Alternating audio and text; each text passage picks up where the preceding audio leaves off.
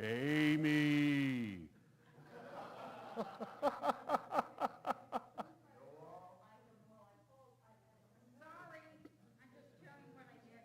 I know.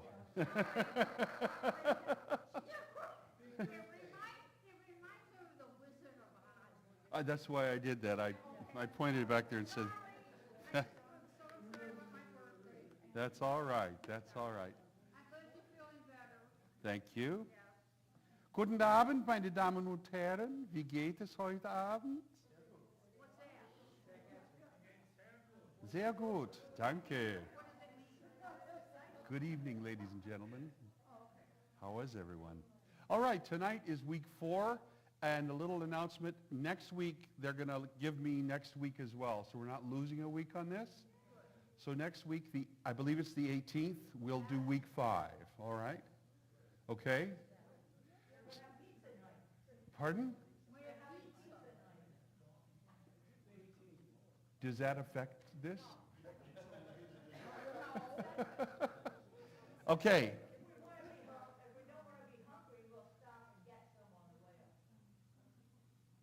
Okay.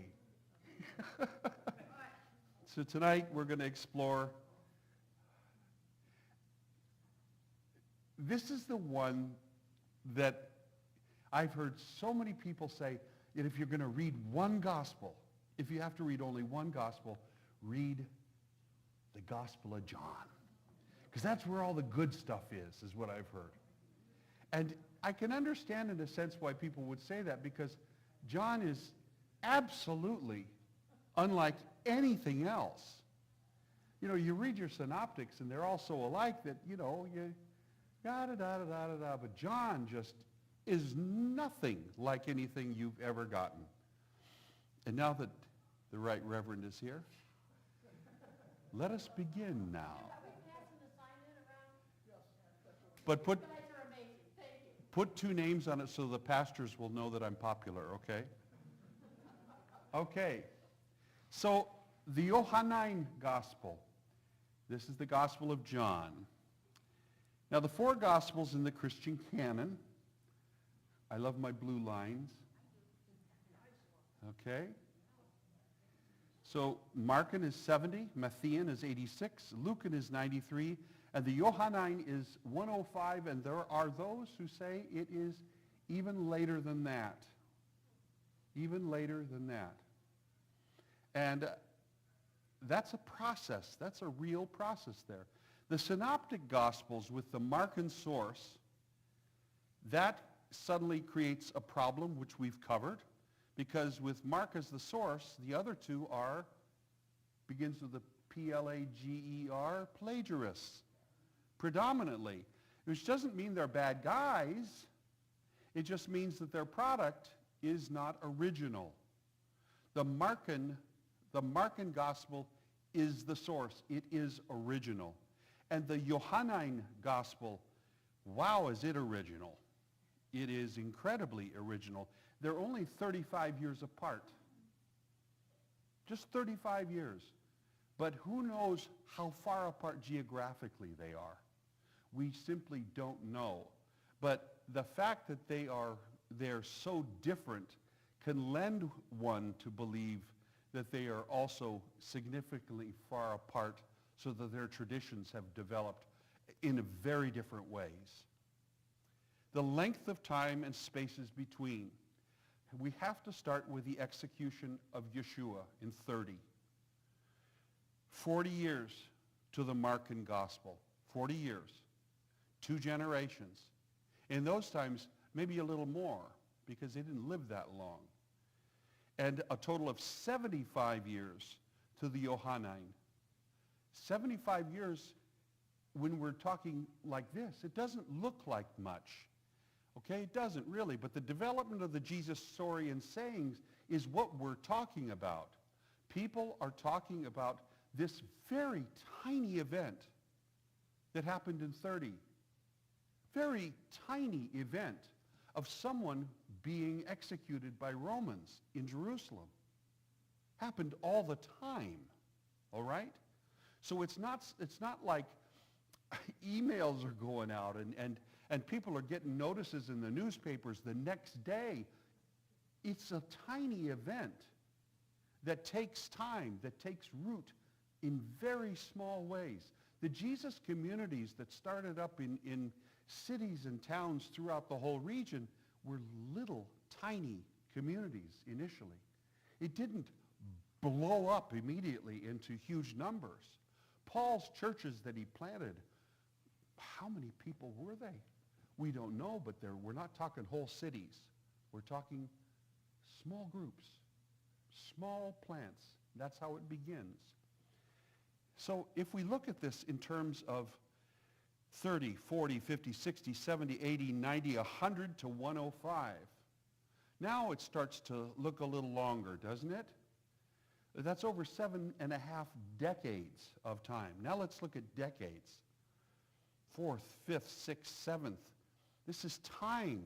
Put this in our own terms, right? 7.5 decades. It's the same as 1950 to 2025. 1950. Who was president in 1950? Eisenhower. That's a long time ago, isn't it? Think of the time that has occurred since then. 1950 to 2025. That's a big deal. Imagine an execution in Casper, Wyoming in 1950. Casper, where? Who knows where Casper, Wyoming is? Who's been there? I sailed there once, you know. Let's go to Cody, Wyoming. Who's been to Cody, Wyoming? There you go. I sang there once, okay? 1950, long time ago. And it was first reported by a Denver newspaper, Denver Post, 40 years later in 1990. An execution that happened in Casper, Wyoming in 1950, and it was first reported by any newspaper, by the Denver Post picked it up 40 years later. And then consequentially, 2 other newspapers just reposted the Denver Post thing, okay? Omaha and Des Moines, they just copied the Denver thing outright, okay? And that was later. They each picked it up, but they don't really count because they didn't report on it. Denver had done that. And then 35 years later, the Chicago Tribune picked it up. Does that help to put this in perspective a little bit? Nothing fast about this. Nothing fast about this at all. 75 years after the event, a little event that took place. But it mattered to some people, but most people had never heard of this. This wasn't something that everyone had heard about. We falsely transfer our times to the past. We kind of view everything we feel about today as sort of being a long time ago, but they didn't have light bulbs and stuff like that, but the people are the same. We kind of view it as the same. Hardly. Childbirth and mortality was very high for both the mother and the baby. Doctor, would you say it was pretty bad? How many years ago in this country was it pretty bad? Pretty bad, 30 or 40 years. Still. Around the turn of the century. Abysmal, he said. Infant and mother... yes, yeah, horrific. And we're talking about 2,000 years ago plus. Childhood mortality was also incredibly high. I mean, you could have a passel of kids and you'd have 1 or 2 that would survive. And my grandfather, on paper, it looks like he just went from woman to woman, marrying and putting off and marrying and putting off and having kids all along the way. The reality was that so many of his wives died in childbirth. And he'd marry again to a woman who needed a man, and he needed somebody to take care of the kids. And then it all happened again. He had 5 wives, and 4 of them died in childbirth. He wasn't a philanderer in the slightest. Average lifespan was between 38 and 42 years, and that's being generous. Being generous. Longer for wealthier people because they could afford better food, right? This room, us, would be unheard of then. Raise your hand if you're 38 or 42 years old. 45, 50, 55, one hand. 60, where are you, Jonah? You're 30, so you're a pup, okay? You get to be the kid running around making trouble, okay? 65, 70, 75. I'm back at 65. You see what I'm saying? This would be absolutely unheard of. People didn't survive to be our ages. Our ages. Death itself was vastly more present. Common. The times were vastly more violent, certainly, weren't they? This was one of the most violent times in human history, and human history is violent to begin with. Distances were daunting.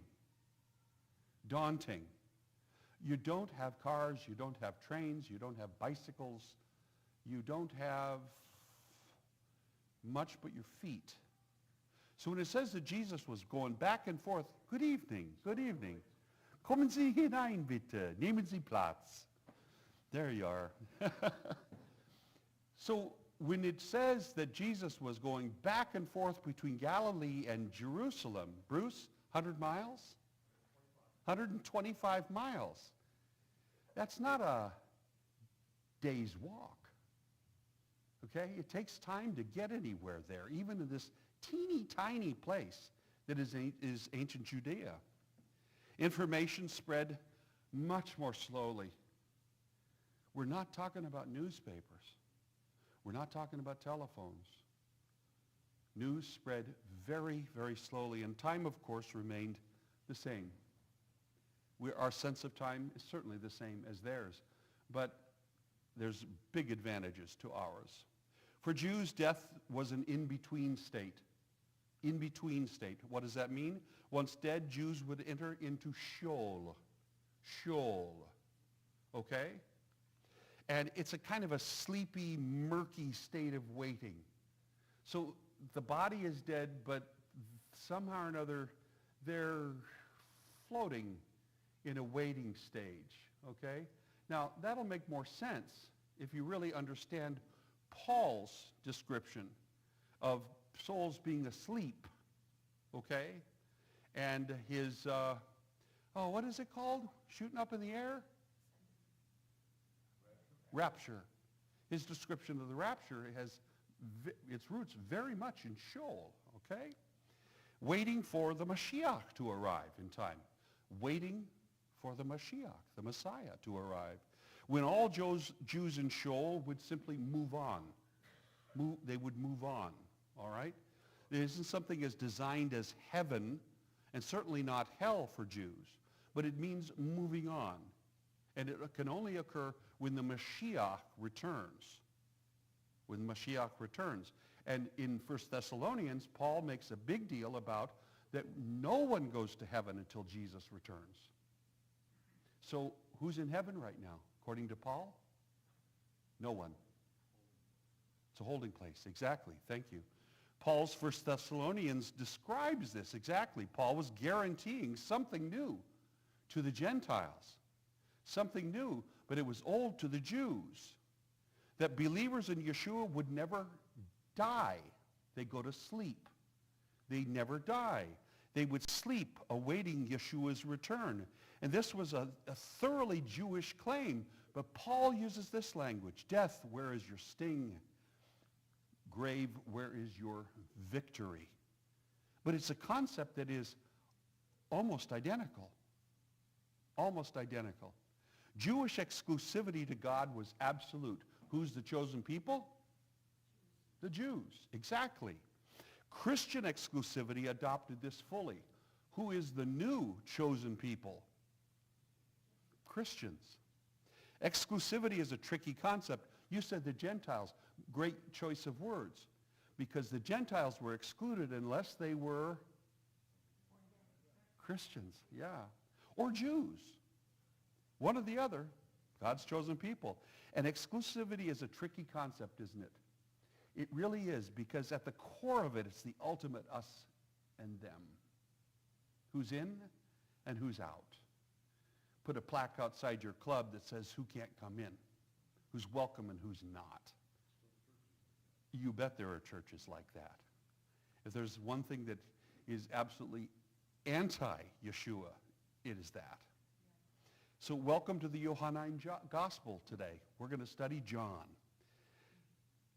The Gospel according to St. John in the wordiest language for it, and it's the last written Christian gospel. Way late. Way late. At the earliest, maybe 98 in the 10th decade. At the latest, maybe even 120 in the 2nd century. We don't know where the Johannine community existed. We absolutely don't know. There's lots of people that will say, I think it was here, I think it was there, or they may even say it was there. But we simply don't know where any of the Gospels were written. The Gospel was written by multiple authors. How do we know that? Writing styles, linguistics, use of grammar, use of vocabulary, theology. All of these things are identifiers for if you have enough passages that you can put a little note on there that this is by this guy who wrote this earlier.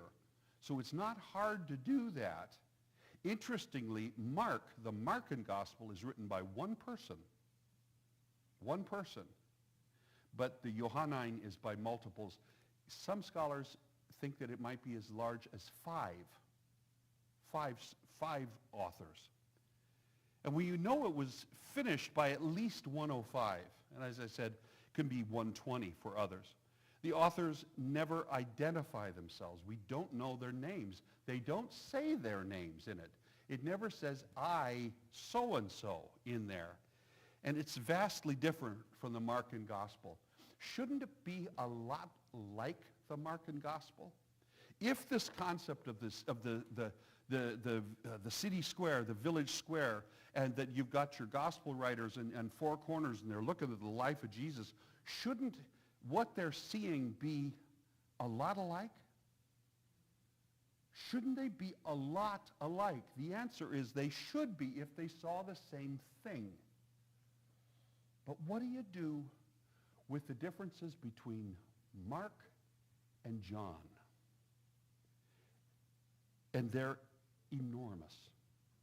The Johannine Gospel has no birth story, nor does Mark. That's unique to only the Matthean and the Lucan Gospels. It states that Yeshua was eternally existent. Does Mark have anything like that? Absolutely not. It is only after Yeshua is baptized by the Baptist, John the Baptist, that we have an event. That we have a dove and we have a loud voice say, this is my son in whom I'm well pleased. That's the first thing that indicates anything. And yet, according to the Johannine Gospel, Yeshua is eternally existent, utterly divine. In the beginning. Doesn't that sound similar to Genesis? Bereshit in Hebrew, in the beginning, is identical to the first words. Both are the same, Johannine and Genesis. It identifies Yeshua as being one with Yahweh. One with Yahweh. In fact, so one with Yahweh that they're almost not differentiated in much of what the Yeshua says in the Johannine. It describes Yeshua as literally the author of creation. Not God, Yeshua. Read your first verses in John sometime. Yeshua has become elevated to full divinity. Full divinity. In Matthew and Luke, he's semi-divine. A human parent, human mother, and then a divine being that is serving as father in that. In this, he's fully divine, has always been. This is the birth of the Trinity, of the full Trinity language. Just as the Jews were God's chosen, Christians become God's new chosen. Belief in Jesus gains exclusivity.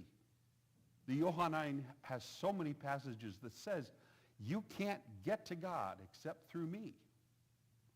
The I am statements are profound and only found in the Johannine.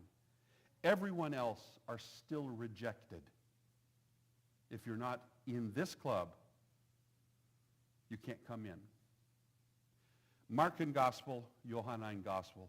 It's a little taste of what I'm going to do later a lot. Eternally divine, Markan, fully human. He's fully human in Mark. There isn't a hemi, demi, semi, anything in Mark. Son of man is the language most commonly used. Son of God is also most commonly used in Johannine, but God more than any other. Agony and betrayal at the cross. Agony and betrayal. No distress at all. Calm in the Johannine.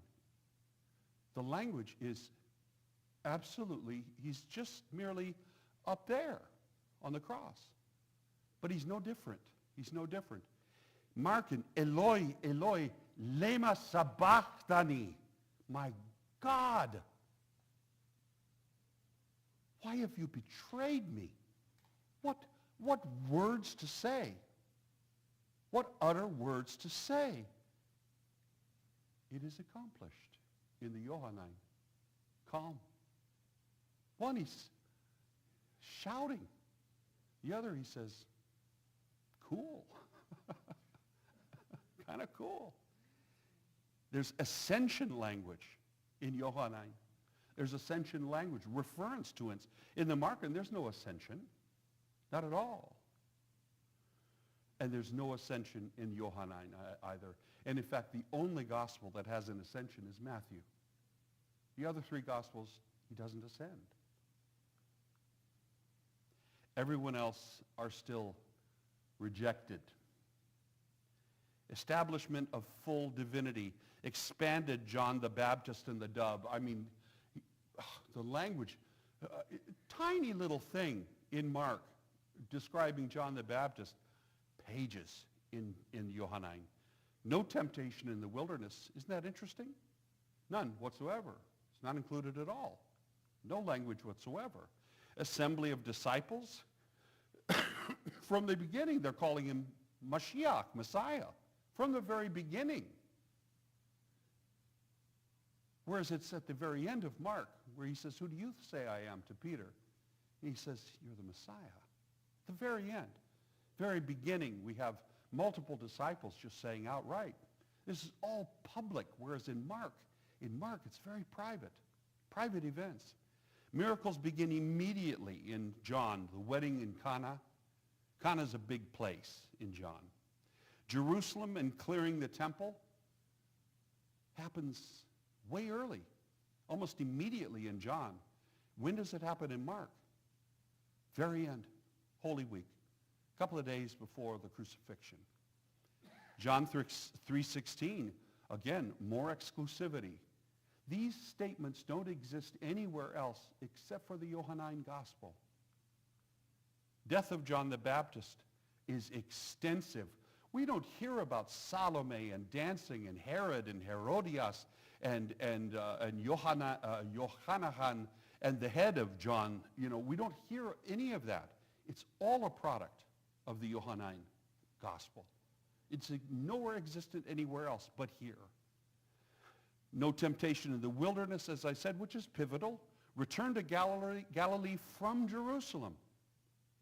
So he went right down to Jerusalem immediately in John.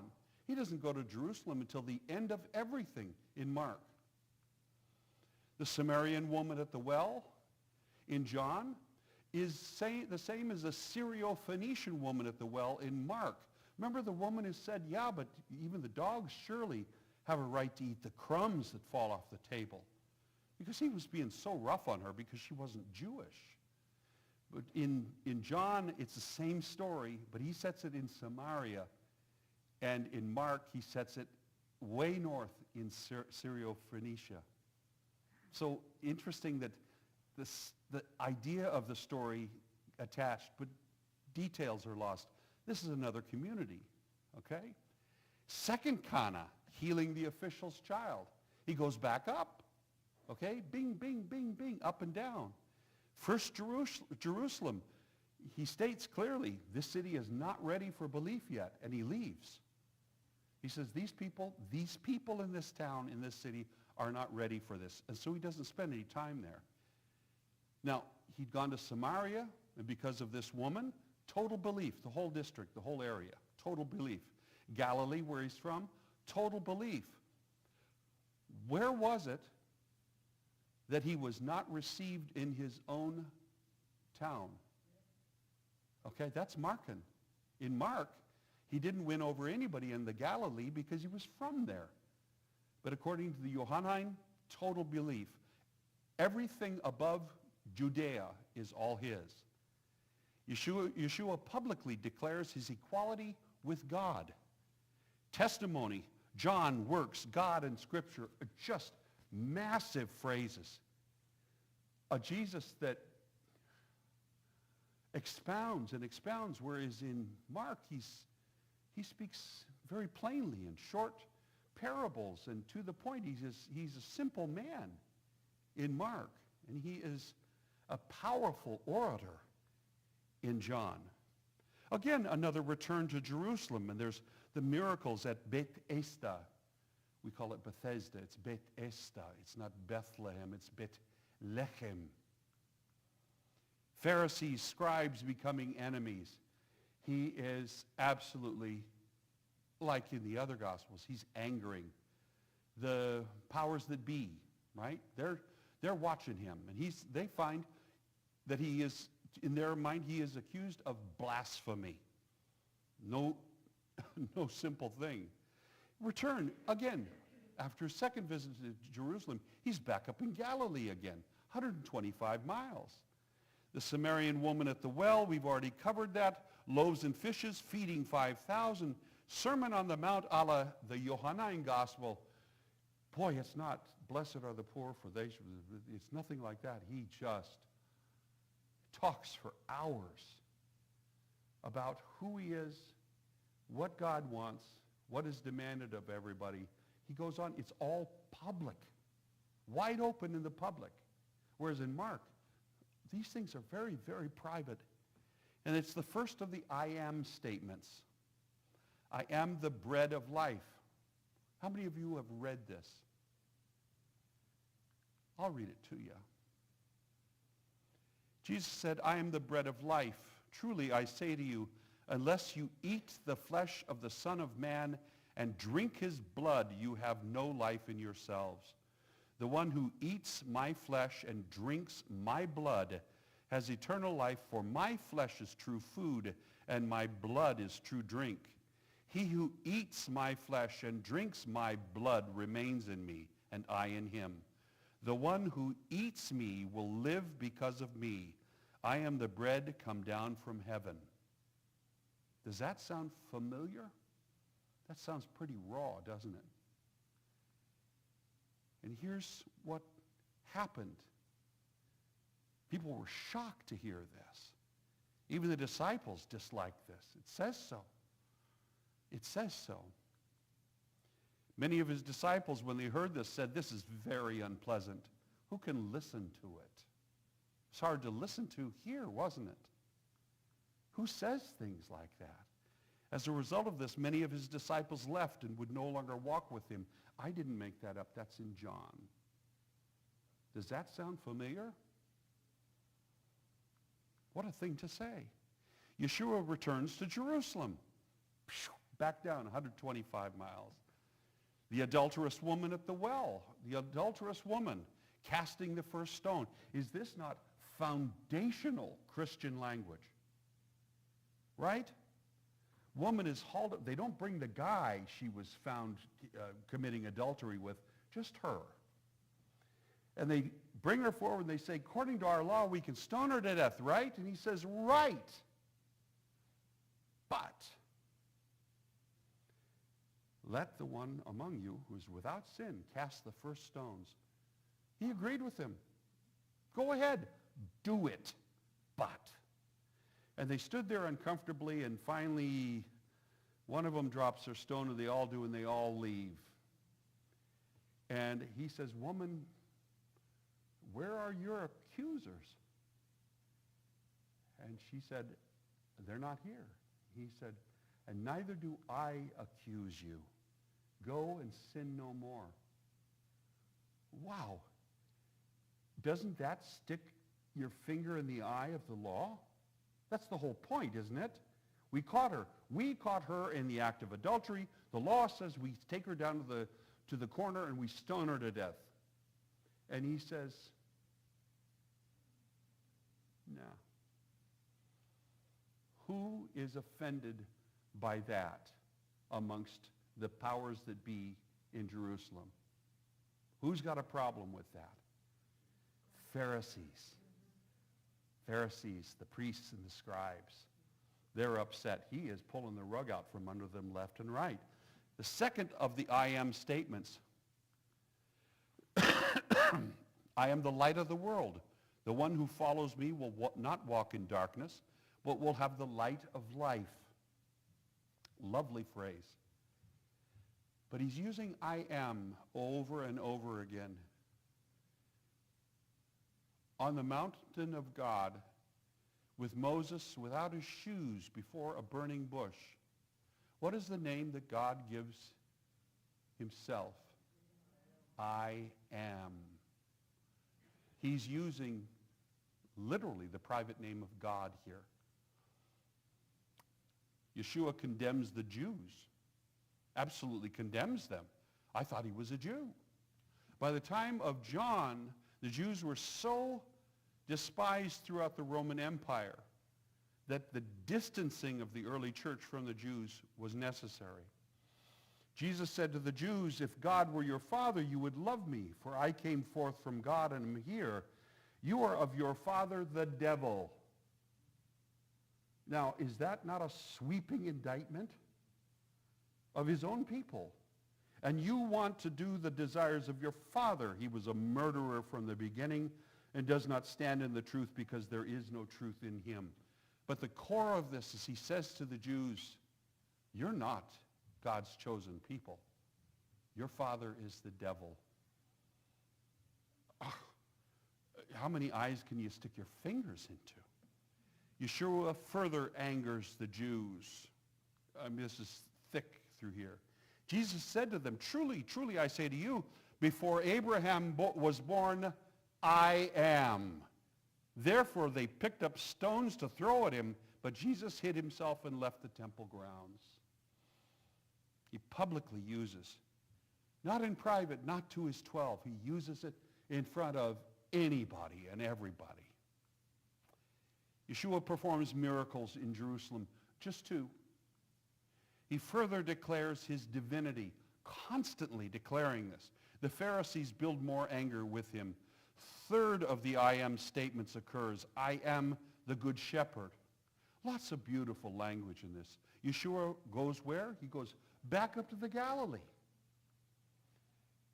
And then once he's there, he says to his disciples, let's go down to Judea again. What's there? Jerusalem. I mean, if you read it, it's just ping-pong balling. They go to Bethany, just east of Jerusalem, and there a friend has died even before Yeshua has been told of his dire state. Before he died, Jesus had been contacted by Martha and by Mary, the sisters of who? Lazarus, which is found only in the Johannine Gospel. He was told, they came and he dallied, and the sisters are none too happy with him. The resurrection of Lazarus. What was that movie? The Greatest Story Ever Told or something? And Lazarus, do you remember that? I remember that as a kid. The way they had this figure come out of the darkness, all wrapped up. It was like the mummy. I remember that as a little kid. When Jesus came, he found that Lazarus had already been in the tomb for 4 days. He'd been warned. He said, our brother is really sick. Could you come? Martha went to meet him and said to Jesus, Lord, if you had been here, my brother would not have died. Now, isn't that quite pointed language? She's saying to him, I'm so disappointed in you. You could have, and you chose not to. Jesus said to her, your brother will rise from the dead. Yeah, and I'll feed the puppy and walk him too, right? And Martha said, I know that he will rise in the resurrection on the last day. What does that refer to? After Sheol, when the Messiah returns. So she's referring to something that's part of Judaism. I know that he will rise on the resurrection on the last day. And she's saying, but he's dead now, and you didn't come. Jesus said to her, I am. There's that thing again. The resurrection and the life, everyone who believes in me will never die. She said, yes, Lord, I believe that you are the Mashiach, the Son of God who comes into the world. Martha is won over. Then there's the other sister. Mary came to Jesus and said, Lord, if you had been here, my brother would not have died. When Jesus saw her weeping, he was moved and troubled.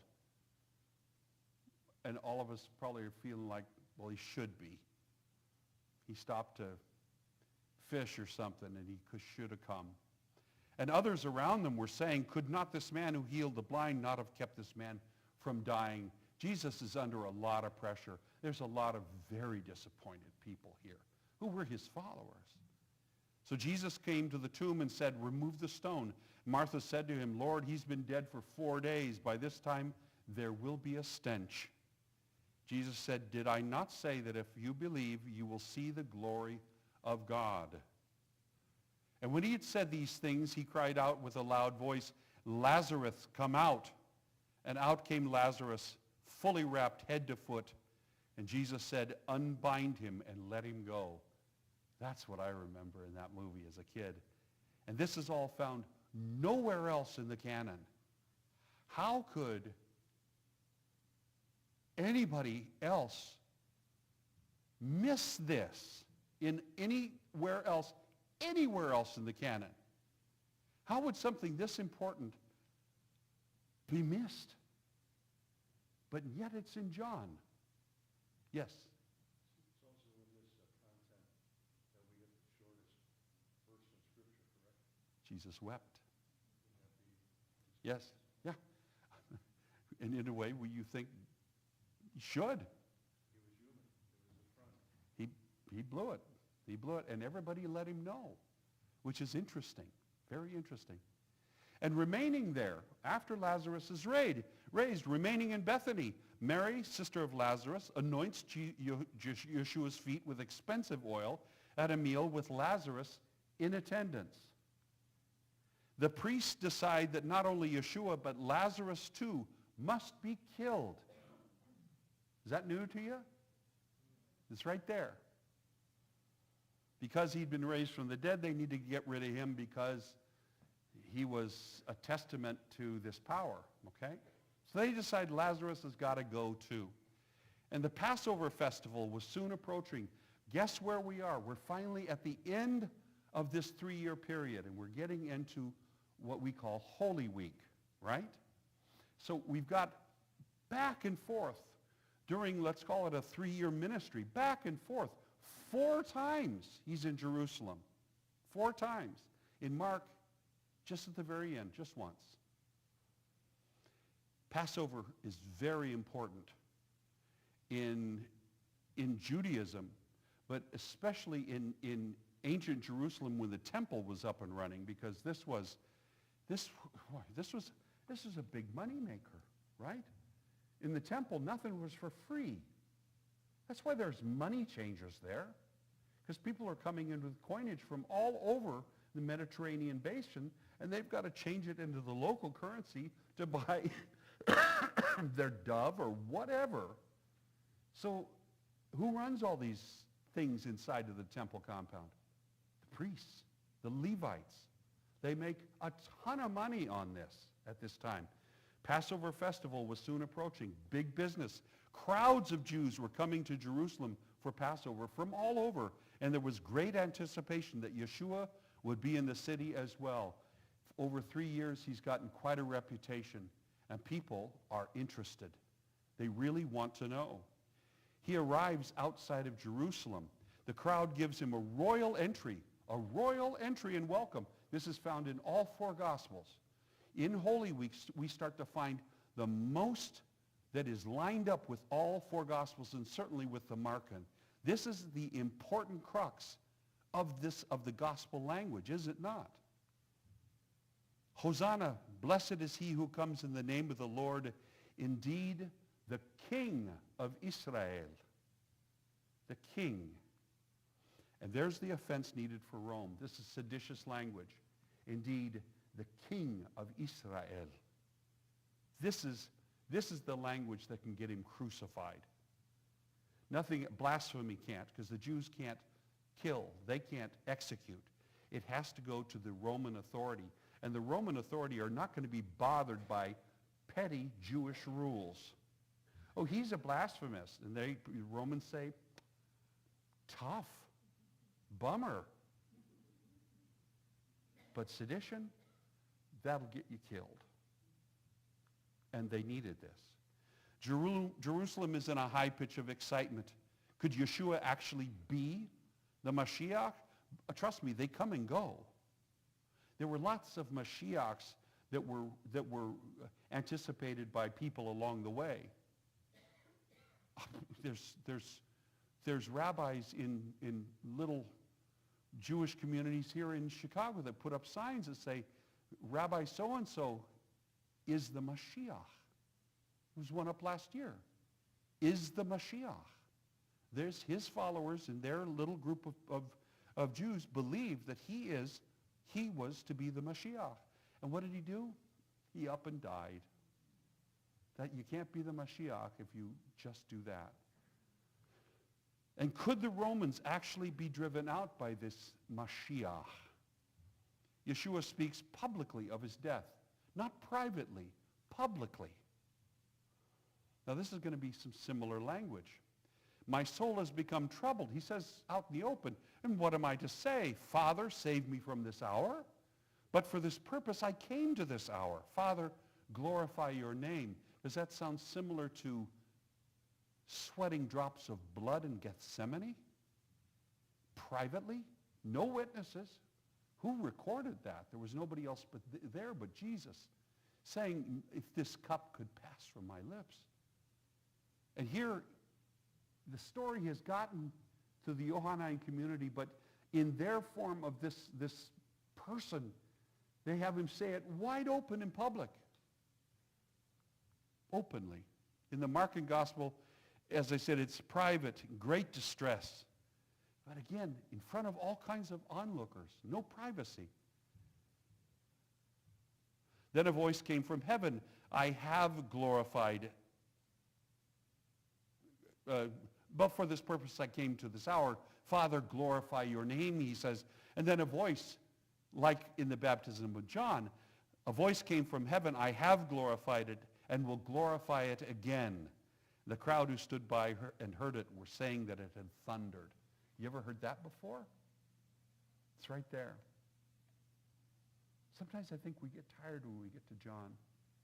We've gone through the synoptics and it all sounds so much the same. I think we think that John's going to sound off the same again, and I think we get tired and maybe we don't go on to it. But John is the most unique of all of them. In fact, it's hardly talking about the same person. Yes, sir. Who did he take to Gethsemane with him and told him, wait here while I go pray? Is that Peter, James, and John? Uh-huh. So that's why John's got the insight to this. He saw him going, Off by himself, and they fell asleep. fell asleep. So they wouldn't have heard any of this. It's only the words. I'm only going by what it says. Conjecture is another thing. Then there's the upper room. This is common, the upper room. Yeshua washes the feet of his disciples. It's certainly not synoptic and certainly isn't Markan. There is no washing of feet. But in this community, the Johannine, the washing of feet was important. It was very important. There's no Eucharist found in as in the Markan, but there's no Eucharist in the Johannine and the subsequent synoptic Gospels. There is no cup and bread in John. Doesn't exist. It's only washing of feet. And why, when body and blood language that we who read before was so public and so thick, why wouldn't it be used here? Most likely it's because transubstantiation hadn't developed in this community yet. They weren't speaking in terms of bread and wine. When Jesus spoke earlier, he only spoke in terms of my body and my blood. It wasn't transubstantiation yet, the changing symbolically from one to another. Interesting that this community simply hasn't got that. He says, where I am going you cannot come. I'm giving you a new commandment. Does this sound familiar? That you love one another, just as I have loved you. By this all people will know that you are my disciples, if you have love for one another. Where have we found this before? Where did we find this before? This is the Great Commission, is it not? It's found at the end of Matthew and of Luke, and it's added by later editors as a false ending to Mark, because Mark doesn't end with the Great Commission. Mark ends with, and they fled and told no one. That's how Mark ends. It's very fascinating. There's certain things that have established themselves within these communities. They have morphed and changed into other things. They come earlier, they come later, they're at different places. And here the Great Commission has kind of moved forward from our synoptics and then going all the way back to Mark to be put on by some editor. Be not troubled, believe in God, believe also in me. In my Father's house are many rooms. If that were not so, I would have told you. Because I am going there to prepare a place for you. And if I go and prepare a place for you, I will come again. I will come again and will take you to myself, so that where I am, there you also will be. Future tense. Future tense has to happen in the future. I will come again and will take you to myself. 1 Thessalonians, this is Paul. The Lord will descend from heaven. The dead in Christ will rise first. Oop, I hit it too quick, but it's all right. Both sections refer to a future event. I will come again. The Lord will descend from heaven. Only then can we be with Jesus. Isn't it fascinating that this little bit of Pauline language has slipped all the way from the year 50 or 51 all the way and landed in the Johannine language. Word of mouth. People coming from here and coming from there and mentioning this and mentioning that. And it's like little seeds, and they get in. They get inside of it. The upper room. We're still back in there. Thomas said to him, Lord, we do not know where you're going. How do we know the way? Jesus said, no one, I am the way, the truth, and the life. No one comes to the Father except through me.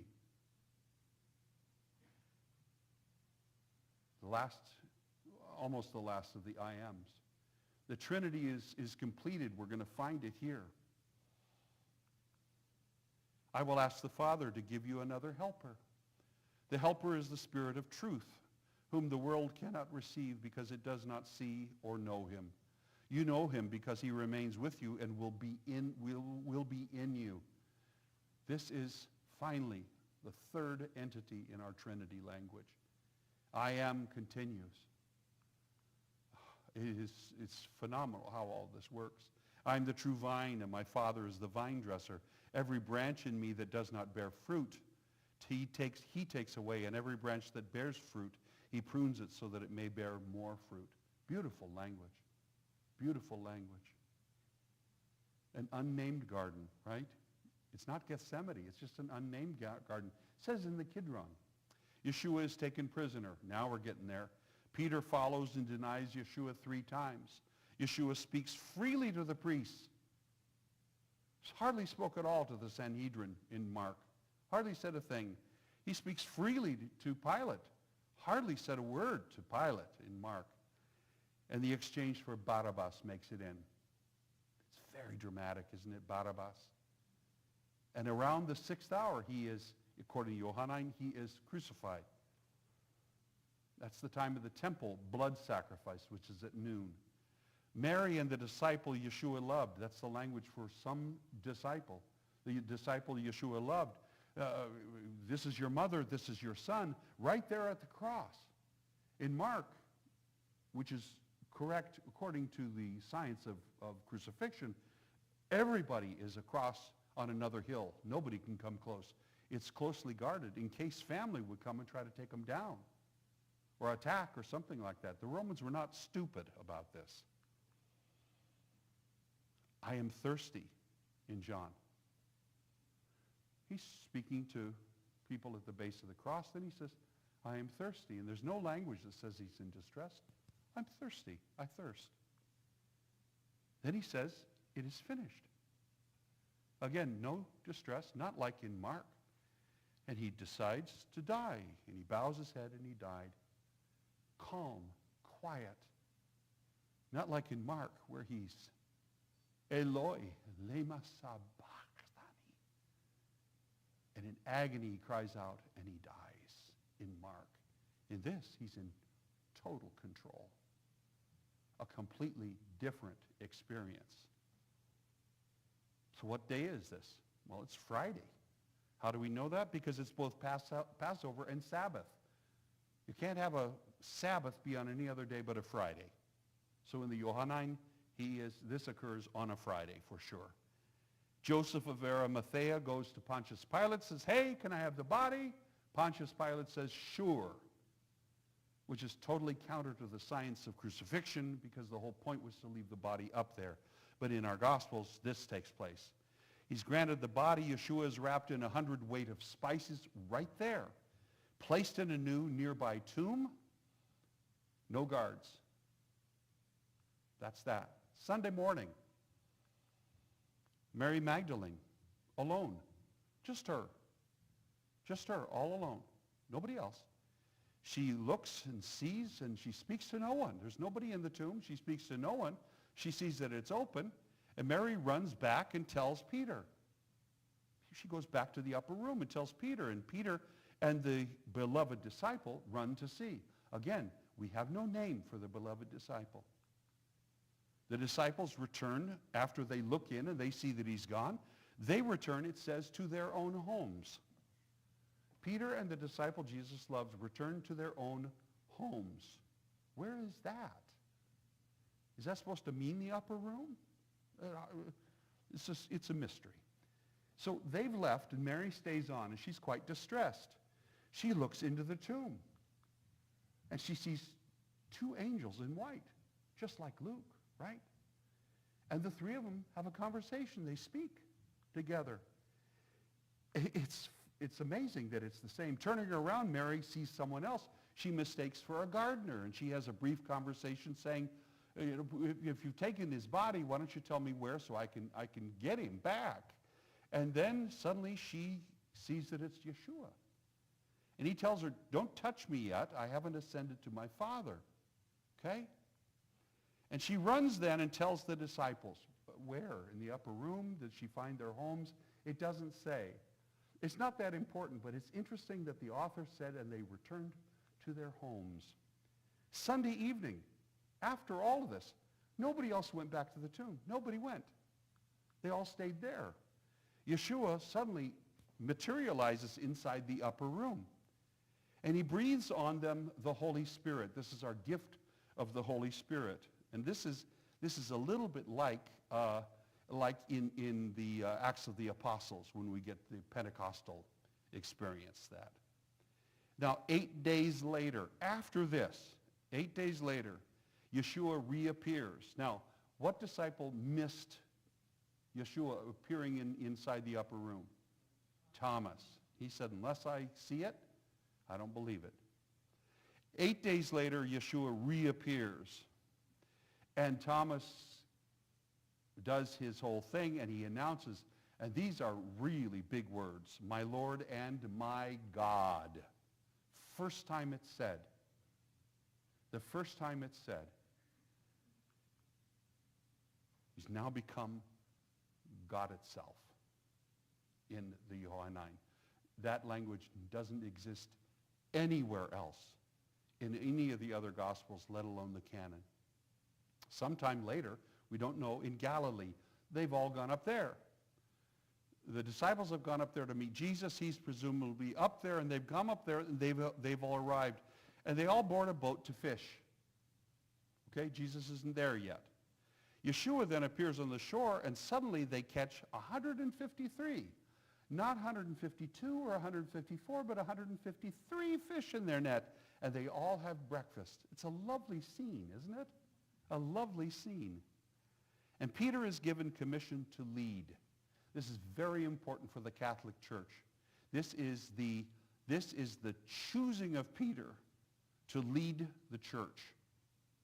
Now, there's a big problem with that because Paul, 55 years earlier, acknowledges that James, brother of Jesus, was the head of the church. So we have a little bit of a problem, okay? Already we're butting heads over certain traditions. And Jesus never ascends to heaven in the Johannine. Only the Matthean gospel includes the ascension. So the beloved disciple as author. It says this is the disciple who's testifying about these things and wrote these things, and we know that his testimony is true. And we know that his testimony is true, but it's confusing, this statement, because who's doing the writing? The people who say, and we know it is true, or is it the disciple who Jesus loves? But who is the disciple that Jesus loves? We don't know who the beloved disciple is. We're never given a name. Never given a name. And yet, in Christianity, traditions are big things, right? It's sticky. Without any scriptural evidence, it was decided that the disciple John was the disciple that Yeshua loved. That was decided. It's not biblical. It was just a church thing. The Johannine gospel follows this. That's where it gets its name. That's where it gets its name. 1st, 2nd, and 3rd John contain nowhere in them the name John, but they're attributed to John. Even John of Patmos in Revelation is given acknowledgement as being the same John, all right? You have five volumes in the canonic documents that are attributed to John, and none of them contain the name John. None of them do. The greater part of the Johannine Gospel contains vast statements made by Yeshua as to his divinity, connection with God, and central role in God's plan for all humanity. None of these lengthy and detailed statements appear in the Synoptic Gospels. Were they spoken to another disciple group? How did they miss this? The I am statements are all encompassing, aren't they? These are important things. I'm the bread of life, the light of the world, the door, the good shepherd, the resurrection and the life, the way, the truth, and the life. I am the true vine. None of these appear anywhere else in any other of the canonic writings. None of them. Were they spoken to another disciple group? How did they miss such pivotal Christian language? In all of the rest of the canon, it's only found here. The resurrection of Lazarus is the same thing. It exists nowhere else. Did it occur with another group? It could easily be said that 99+% of the Johannine Gospel content is absent in the Markan, Matthean, and Lucan Gospels. There's nothing like it in here. Let's look closer at these Gospels. Firstly, we don't know where they were written. We simply don't. We do know when approximately they were written, and that's a good thing. And lastly, this is a tough one. We don't have any idea who wrote them. You might say, but my Bible says they were written by Matthew, Mark, Luke, and John. Yes, they do say that. But when did they get these names? History would answer that the Gospels were given their titles in the late 2nd century to help differentiate between the four. Nowhere in any of our Gospels do they say I or we. They don't use the name that they've been assigned for them. And that is just a fact. The Gospel according to St. John may look like this on the front page, but you should have a little A there that says originally untitled, because they were added. How do we know this? because there is a certain point at the end of the 2nd century where titles start to appear. And all of the copies previous to that have no titles whatsoever. Something happened where they started to name them. And we continue to say, well, who wrote the Gospels? And we would say the disciples of Jesus.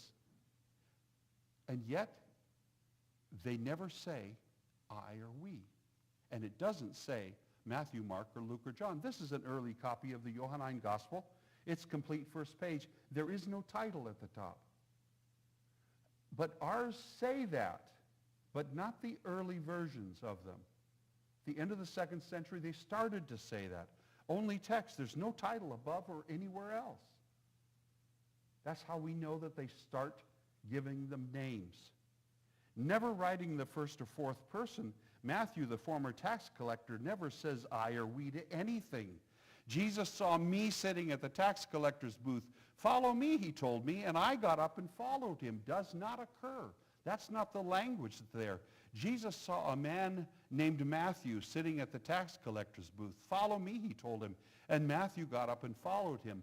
All of this in the Gospel of Matthew. All of this in the Gospel of Matthew, and this is the same in all 4 Gospels. So this is what it really should look like, right? Before the 3rd century, this would have been common. It just begins. The text just begin. And after the 2nd century, this is what became common and what it still is today. We have gospel names, but they're not original to them. They were added to differentiate between them. This gospel was written anonymously. We don't know who wrote them. We may like the idea that they were written by disciples, but there is nothing to substantiate that. So all were written anonymously. We don't know who wrote them. That could be shocking to some. We don't know where they were written. We do know approximately when they were written, and that's very helpful. Let's create a hypothetical visual, and then I'll stop after this. I have some more, but I think we probably need to stop. This is a little picture. That's the Mediterranean Sea. Over here is Jerusalem. What's above there in the white, this is the Anatolian Peninsula, modern Turkey, okay? So just imagine that you've got 3 Greco-Roman cities way over there on this coastal line, okay? And in these cities, there are little teeny tiny pockets of early Christian communities inside of there. And down here is a community that will be titled the Markan Gospel from this community. And a copy of that is going to go over to this community. And it's going to adopt the Markan, and it'll be known as the Matthean. And another copy of the Markan will find its all the way up to this other community. And it's going to write its own adopting the Markan. It'll become the Lucan. That's the Synoptic Gospels, right? They are the Markan Synoptic Gospels coming from these communities. They're all based on the Gospel of Mark. All of them are. Then there's a 4th Greco-Roman city way over there, and it has a little pocket. And it's much later. It has a little pocket of early Christians in there. And they, independent of these other communities, write their own gospel. They write their own gospel. And our Lucan and Matthean disappear because they copied the Markan. How do we know this? Because 95% of Mark is in Matthew, and 65% word for word, chronologically as well, is in the Lucan. We have 2 original Gospels, the Markan and the Johannine.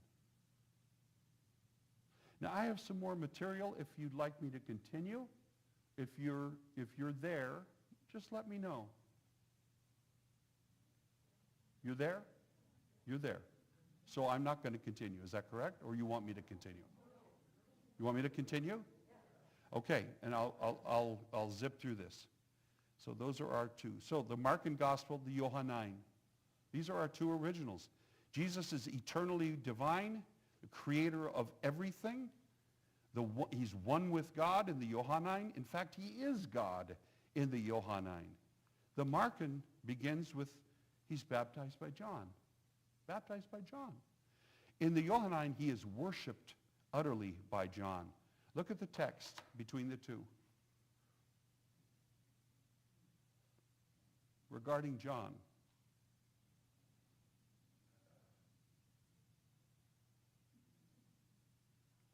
This could get a little boring after a while because there's going to be a bunch of these. But you see how verbose. Jesus absolutely has a lot to say in the Johannine. And he says very little compared to that in the Markan. Going on. There's the dove from heaven. It's absolutely absent in the Johannine. Desert temptation is absent.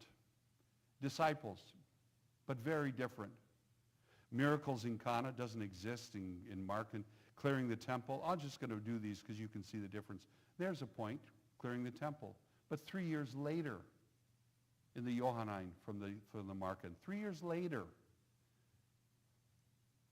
Nicodemus doesn't exist in Mark. The I am statements don't exist in Mark. The Samaritan woman, okay, Samaria converted. There's some things that seem a little like healing the official son. The second Jerusalem healings, equal with God, certainly doesn't appear in Mark. Feeding 5,000, walking on water, that's unique. I am. Flesh and blood, that language is so softened in Mark. Bread and wine. It's way, way later, too. Festival of the booths. We don't even have that in Mark. But look at this language. He said to his disciples, they said, are you coming to the festival with us? And he said to them, no, you guys go ahead. And then he goes ahead anyway. And he had all that to say. You see how long that was? This is a verbose Jesus. This Jesus has so much to say. Back to Jerusalem again. Way, way later. Priests want to kill him. Sanhedrin, priests want to kill him. It's much later in the Markan, but it happens. The Pharisees too, as well. The adulterous woman at the well. Guess when this appeared? The adulterous woman cast the first stone. Guess when this first appeared in the Johannine copies of the original Johannine? The late 4th century. It wasn't written by whoever these authors were. They started writing, the little copyists, they started writing it in the margin because it was becoming very popular, and eventually it makes its way in. But it wasn't a part of the earliest copies. It doesn't exist at all. You see how it's growing? Language is growing. People are starting to say other Jesus stories, and then they are inserted. This adulterous woman wasn't at all in John in the 1st century, in the 2nd century, in the 3rd century, in the late 4th century, this story appears. And that is fundamental. It's added later, a long time later. I am healing a blind man, okay, with spitting on his into like some dirt and stuff. That only exists. That only exists in Johannine. More I am statements. Lazarus. Kaasch. You think it's a short story? This goes, and this is unique, but look at the style. Nowhere else in our Gospels does Jesus speak forever. Only here. This Jesus in the Johannine tradition is so sophisticated, so different. There's expensive oil, right? And then there's exclusivity. Royal arrival. Now we're getting there, right? First Jerusalem, but that's the 4th time in that. There's the upper room. Last Supper. We're gaining some traction, right? Here's the language around the Last Supper. Looks pretty good, doesn't it? Oops.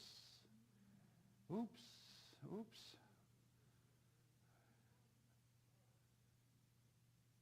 Can you imagine? How did Jesus become so different as to have this much more to say in just 35 years? Amazing, isn't it? The Eucharist doesn't exist at all in Johannine. This tradition hadn't gotten there. Somehow or another, it had not gotten there. Isn't that pivotal? As a Jew, or as a Catholic, throw a little rock at him, Bruce. As a Catholic, is the Eucharist not important? There you go. The Eucharist is incredibly important. We only do it, how often do we do it? Once a month? Or once a quarter? Once a month? You've got to do it every day in Catholic churches, every single day. Now there's the garden, right? Gethsemane's named, then there's a garden. Here's the language around that. Am I making a point? I don't mean to be too pedantic, but I think that, you know, I was told that not my dissertation, but my portion of my doctorate, taking my doctorate, I had to write 40 pages on something, and I wrote 400. So I guess it's kind of like that. I was quite an overachiever. Yeah, exactly. I couldn't follow directions either. Okay, finally, taken by the guards. Now we're getting there. Now we're getting somewhere. Taken by the guards. Faces the Sanhedrin, faces the priests. Sanhedrin's not a part of Johannine. Taken to Pilate, right? Barabbas. Crucified at noon, right? Temple blood sacrifice. But in Mark, he respects both the grain sacrifice at 9 when he was crucified, and then Eloi, Eloi, lema sabachthani. This is incredibly important. And the other Jesus in John, he's just talking to anybody around him. He's calm. He's not in any pain. He is literally dying in the Markan. There's no sign of pain. Terrible agony in the Mark. He says it's finished and he dies. It's that simple. Loud cry and he died at noon, which is the temple blood sacrifice. Very important that Mark knows these two things, the grain and the temple and the blood sacrifices.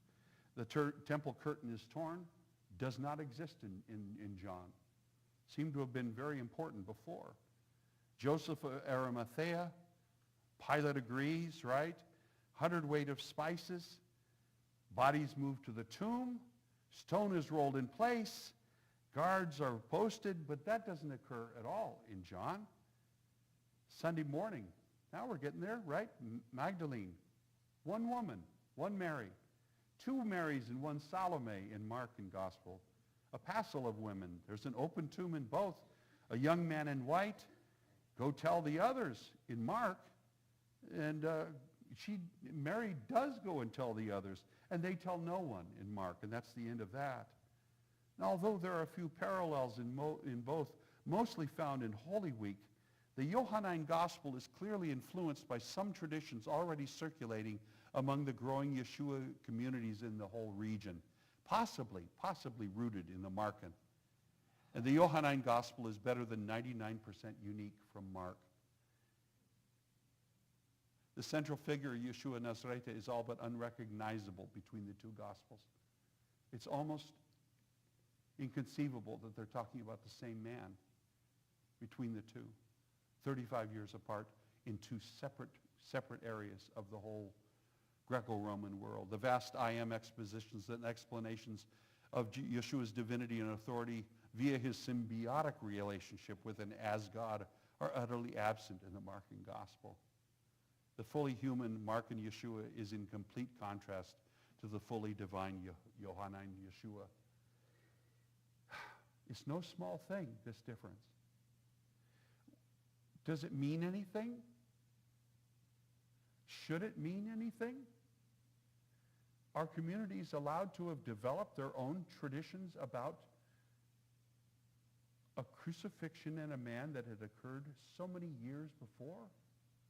Is an extra 35 years of time for the Johannine community so far over here, is it okay that they just developed more and more for themselves? But if they're different, which one is Yeshua? Because he can't be both. Because that which is present in the Johannine, absent in Mark, you can't get around. It's there. And vice versa. They are so different. Or is it just time and each community are just trying to find out who this man was and what it means to them? And aren't we still kind of doing that today? Trying to figure out what this means to us personally. And we can be given all of the creeds to say that we want. You can throw them out there. You can say the Apostles' Creed all your life, but you're just repeating words that someone else wrote. And that makes you in that club. You get to go in those doors. But does Jesus require that of us too? We'll talk about that next week. Thank you for your patience and your time.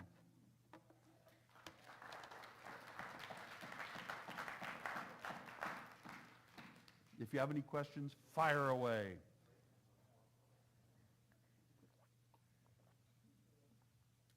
Hit it, Mike. The fact that there's like 10 or 11,000 Christian religions, Mm-hmm. separate religions, it looks like, if anything, it's getting worse. Well, if you think about them, It's the exclusivity, I think. yeah, clubs. What's making it worse. They're separate clubs, aren't they? Right, it's the exclusivity Yeah. that makes it worse. Yeah. If you don't believe like I do, you're not a Christian. I've been told that many times. That since I don't believe the same as somebody else, that obviously I'm not a Christian. And I find that to be absurd because I don't agree with what they think. But I would never say to them that they have no business being a Christian. I think that we meet Jesus where we meet Jesus. And it's not as a collective. I think it's individual. How else could it be? In all honesty. How else could it be? Yes, Hal. He beat you. He beat you to it. Once again, I just want to clarify something I think you said, but maybe not, about John. That I have the impression that really there's different versions of John. Not how John differs from, yes, John differs from one.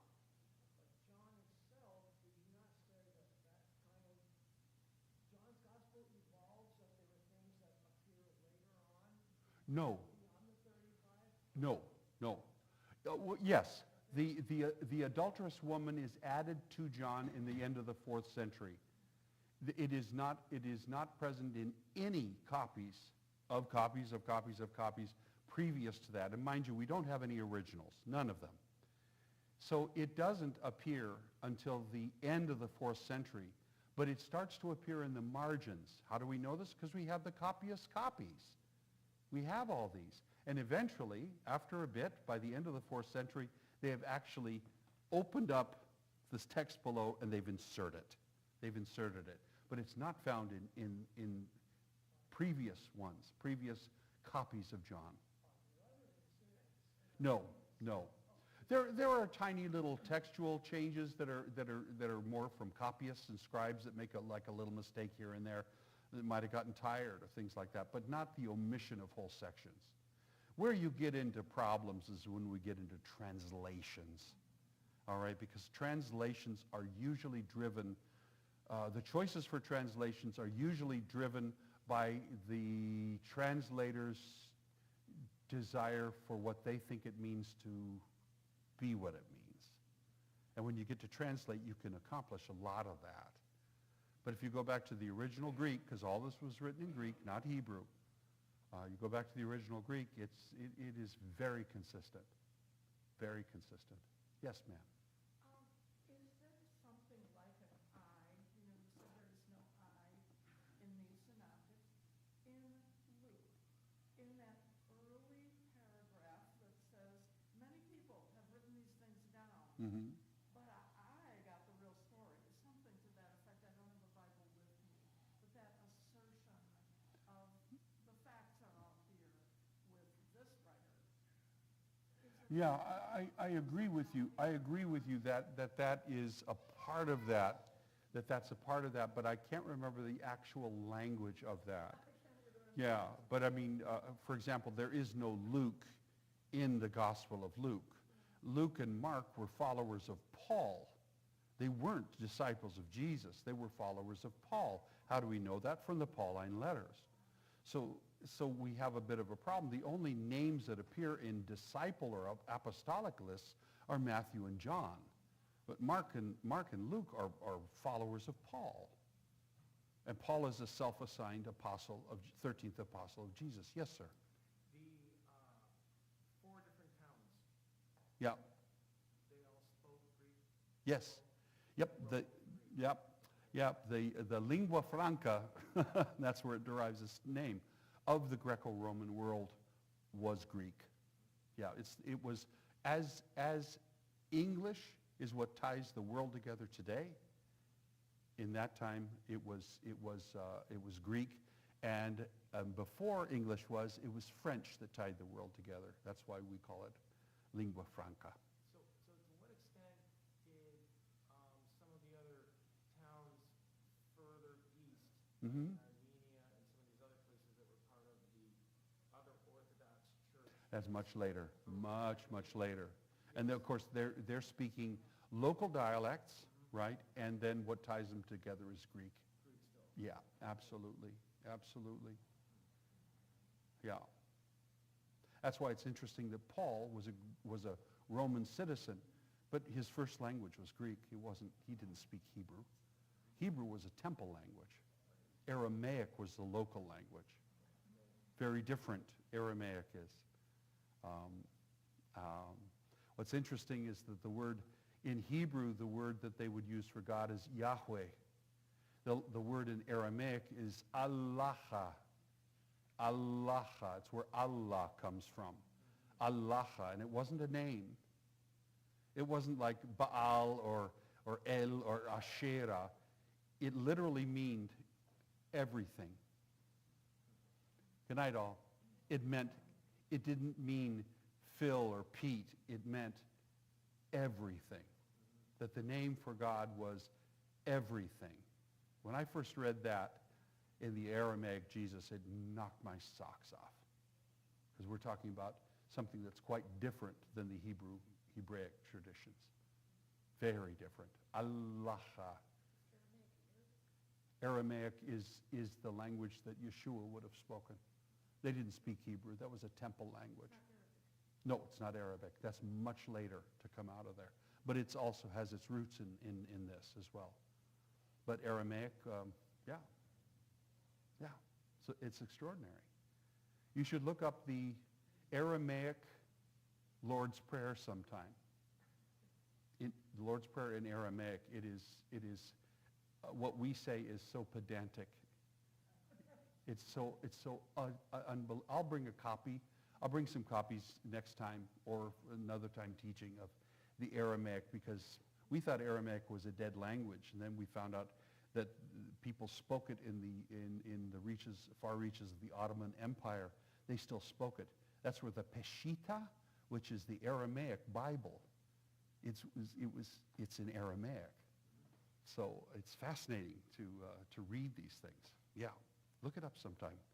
The Aramaic Lord's Prayer. I think there's still different ethnicities speckled in the Middle East, like in Iraq, there's the Chaldeans, Mm-hmm. some of the Assyrians, Yeah. Yep.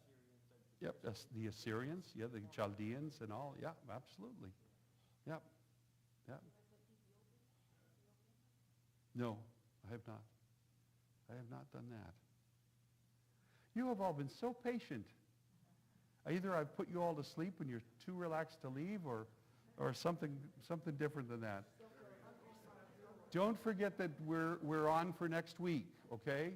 We're doing this next week. So we get a chance to finish it up, okay? All right. Good night, all. Schlaf gut heute Abend.